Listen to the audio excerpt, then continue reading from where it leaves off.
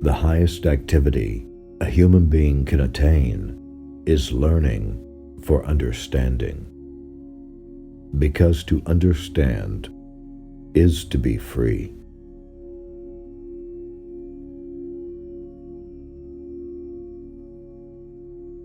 The more you struggle to live, the less you live. Give up the notion that you must be sure of what you're doing. Instead, surrender to what is real within you, for that alone is sure. You are above everything distressing.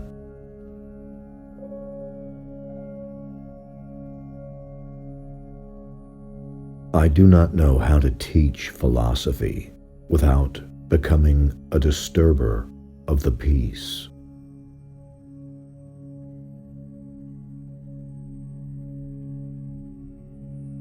No matter how thin you slice it, there will always be two sides.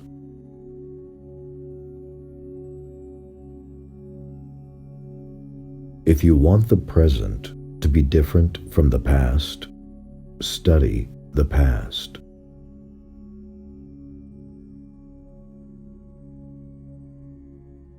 Everything excellent is as difficult as it is rare.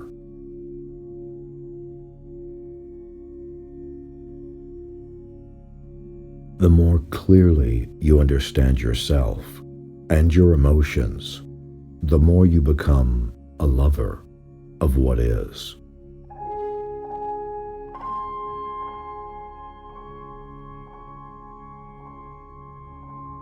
Peace is not the absence of war. It is a virtue, a state of mind, a disposition of benevolence, confidence, justice.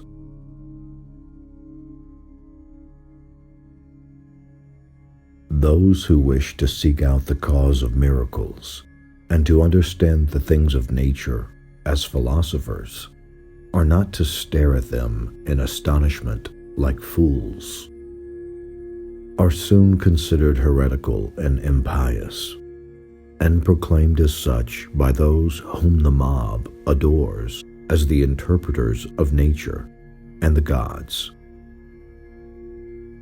For these men know that once ignorance is put aside, that wonderment would be taken away, which is the only means by which their authority is preserved.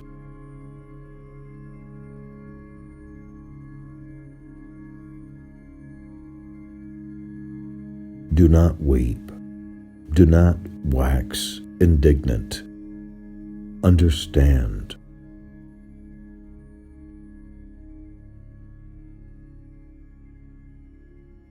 When a man is prey to his emotions, he is not his own master.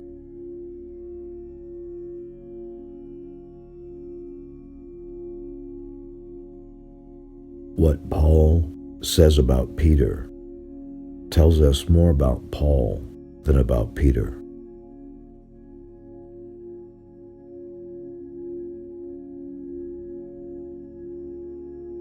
Be not astonished by new ideas, for it is well known to you that a thing does not therefore cease to be true because it is not accepted by many.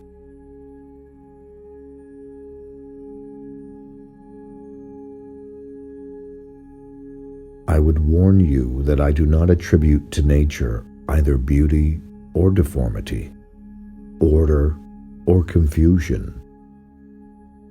Only in relation to our imagination can things be called beautiful or ugly, well-ordered or confused.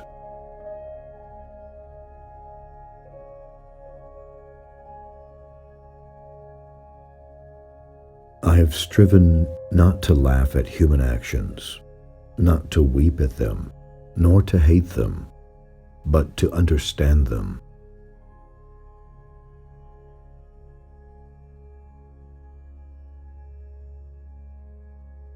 There is no hope unmingled with fear, and no fear unmingled with hope.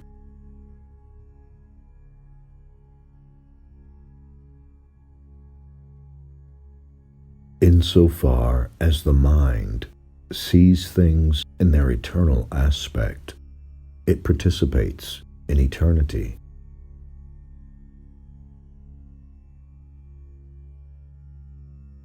The endeavor to understand is the first and only basis of virtue.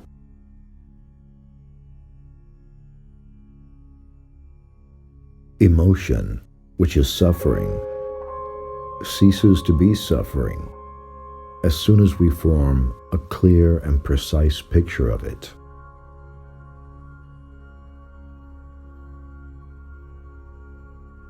Further conceive, I beg, that a stone, while continuing in motion, should be capable of thinking and knowing that it is endeavoring, as far as it can, to continue to move. Such a stone, being conscious merely of its own endeavor and not at all indifferent, would believe itself to be completely free, and would think that it continued in motion solely because of its own wish.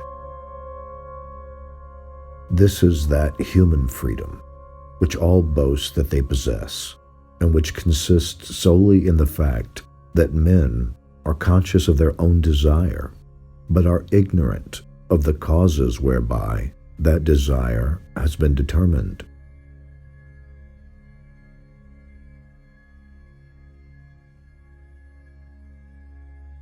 The greatest secret of monarch rule is to keep men deceived and in check, in the specious name of religion, the fear by which they must be checked, so that they will fight for slavery as they would for salvation, and will think it not shameful, but a most honorable achievement to give their life and blood that one man may have a ground for boasting.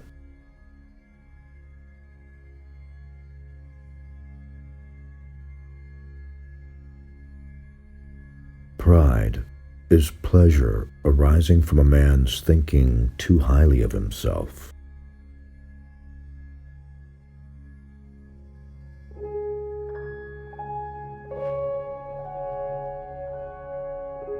In practical life, we are compelled to follow what is most probable.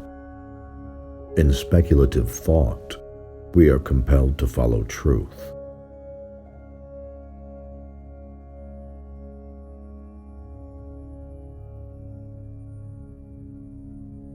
Happiness is not the reward of virtue, but is virtue itself. Nor do we delight in happiness because we restrain from our lusts, but on the contrary, because we delight in it. Therefore, we are able to restrain them.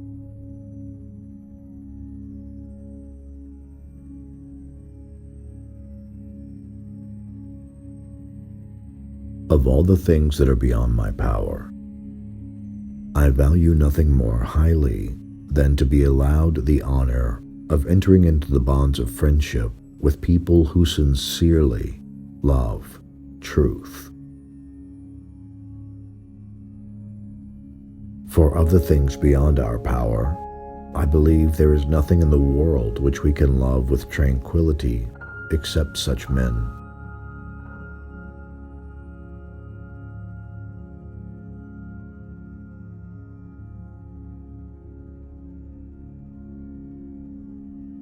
A free man thinks of nothing less than of death,